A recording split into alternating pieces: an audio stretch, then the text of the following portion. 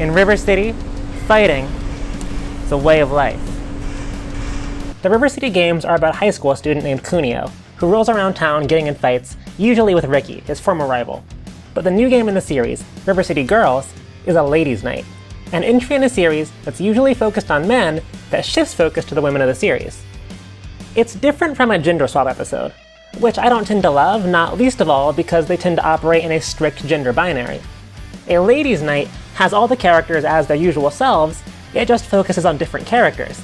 And unlike the gender swap, the ladies' night opens up a narrative space for the potential of the non-binary night and the guys' night. In River City Girls, Ricky and Kunio have gone missing, so it's up to their girlfriends, Kyoko and Misako, to get them back, and beat up anyone who gets in their way. Which turns out to be just about everybody in River City. They fight their classmates, they fight strangers, they fight zombies, they fight robots, and since everyone in town is joining the fight, I'm out here honing my skills.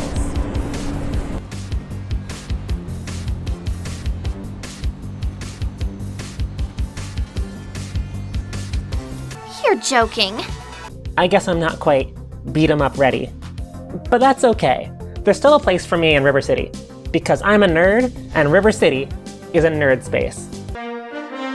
In River City Girls, Kyoko and Misako aren't just beating up the whole town, they're also beating up the conventions of nerd space. Now some of you might be asking, Pug, just what is this nerd space? That's an excellent question, thank you for asking. Nerd space is a very special phenomenon generated by interactions between nerds and media. It surrounds us, penetrates us, and binds all nerds together. Those of you rolling your eyes and saying, I understood that reference. Congratulations, you are well on your way to understanding and experiencing nerd space. A nerd space is a space in which nerd culture is ubiquitous to such a degree that an eclectic yet distinct nerd space aesthetics emerges. So there are two parts to nerd space. First is cultural ubiquity. If you're watching this video, you're probably familiar with nerd culture, a set of shared customs, knowledge, and patterns of behavior around the consumption and discussion of media. Now, it's hard to nail down exactly which media, which movies, comics, TV shows, or video games qualify as objects of nerd culture, because ultimately, nerd culture is defined by what nerds enjoy and discuss. There are, however, some loose guidelines.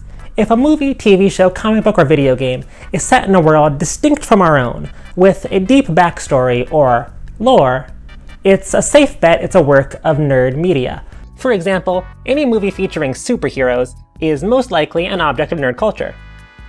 Nerd culture, like any subculture, is just that, a subculture, a smaller part of a larger group, except in nerd space. In nerd space, nerd culture is the culture. You can make all the references you want and use acronyms and initialisms like FTL, TCG, KOTOR, DBZ, and LOZ-BOTW, and people will know what you mean. Unfortunately, this cultural ubiquity can also lead to an in-group, out-group dynamic. In nerd space, nerds are welcome, but who gets to be a nerd is often wrapped up in other identities. For example, people of other genders are often held to higher standards of trivia knowledge to prove our nerdiness than men are. However, nerd culture is not inherently unwelcoming to marginalized groups.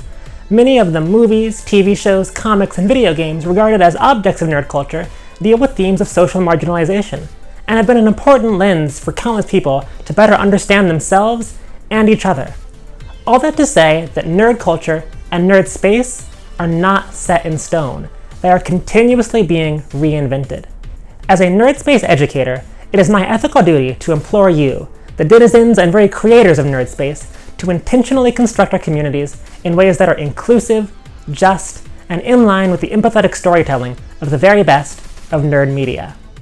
That brings us to the second defining characteristic of nerd space, the unique mode of communication that takes place here, otherwise known as nerd space aesthetics. We can see nerd space all around us, in physical spaces like gaming conventions and digital spaces like fan sites and forums.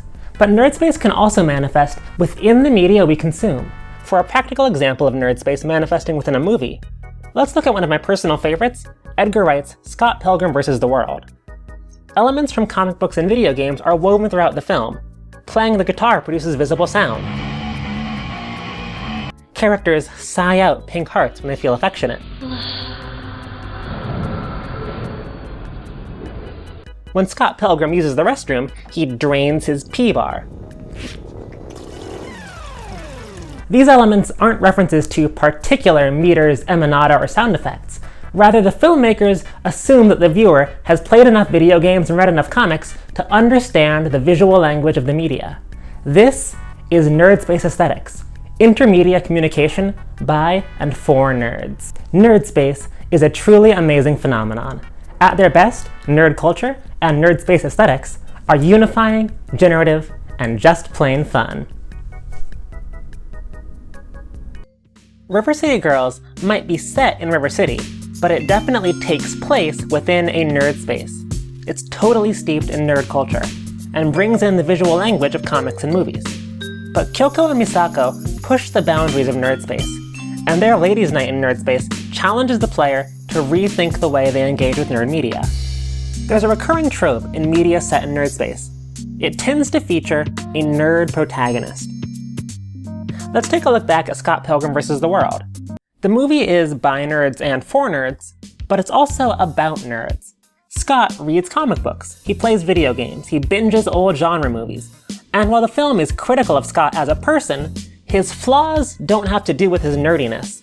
One could make the case that his misogyny, his selfishness, and his self-loathing are wrapped up in his nerdiness, but by the end of the film, when he's made significant progress on those flaws, he's still a nerd. And that isn't a problem. His deep knowledge of nerd culture is actually what prepares him to go on the film's journey and become a better person. This is typical of the nerd protagonist. Being a nerd is what gives them their power. Their nerdiness is their strength. The archetype of the nerd protagonist is clearly illustrated in Ready Player One, where the main character, Wade Watts, uses his encyclopedic knowledge of nerd culture to outshine the competition in a massively multiplayer online game that might as well have been named Nerd Space.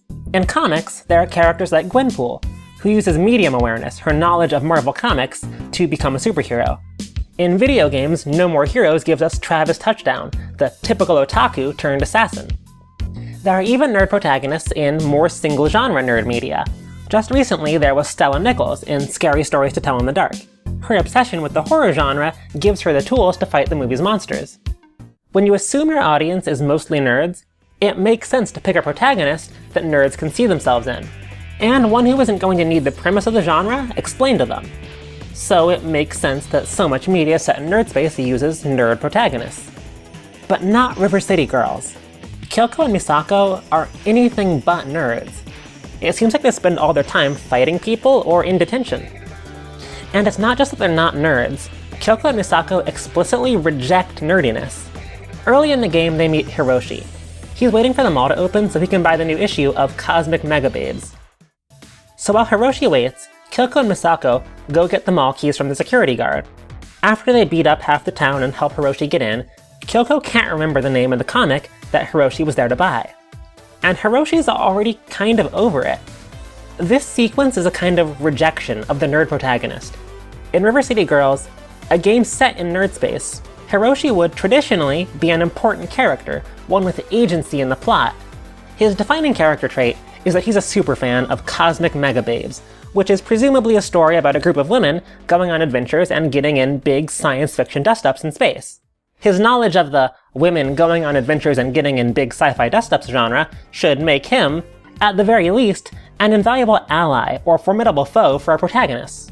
But like most other friendly NPCs in the game, his role is just to give Kyoko and Misako somewhere to go next. It ultimately doesn't matter that Hiroshi knows the genre. Kyoko and Misako are living it. The nerd protagonist creates a layer of ironic distance. The audience watches the character interact with the world like it's a video game, movie, or comic. And there's some great fun to be had watching a character with a deep knowledge of nerd culture break down the boundaries between the different media the character and the audience both enjoy. Rather than being nerd protagonists, Kyoko and Misako are more traditional leads. They're more Luke Skywalker than Travis Touchdown. And because of that, River City Girls has a refreshing earnestness to it. In River City, straightforward action is just more fun than ironic deconstruction. Kyoko and Misako's transgressive romp through nerd space asks the question, why be a nerd when you can be the person nerds talk about? In the River City nerd space, Kyoko and Misako have something I'm calling outgroup power. I'm not saying they're some kind of objective observers. Rather, they have the critical distance of a newcomer to nerd space. We see this in Kyoko's relationship with Noise. Noise is a boss near the end of the game. She's in town for a show, and Kyoko and Misako have been told that all the boys in town are going to her show. To get tickets, Kyoko and Misako have to prove that they're true fans by answering trivia questions about Noise, what town she's from, her favorite food, her dog's name. And they manage to find all the answers, but the trivia doesn't actually tell us anything about who Noise is as a person. It's just trivia. But when they get into the concert, Kyoko realizes that Noise is one of her childhood friends. Before she was a superstar, she was a scared kid in a new town with no friends, who felt hurt and betrayed when Kyoko, her first new friend, left her behind. For all their trivia, there's a whole side to Noise that her Supermans don't know about. But it's the only side of her that Kyoko has ever known.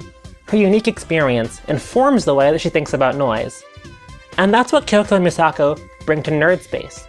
A unique, non-nerd perspective that recontextualizes the world around them. Outgroup power.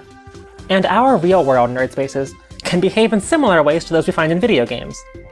Nerd communities can be resistant to change, and especially resistant to welcoming people who have not historically been welcome.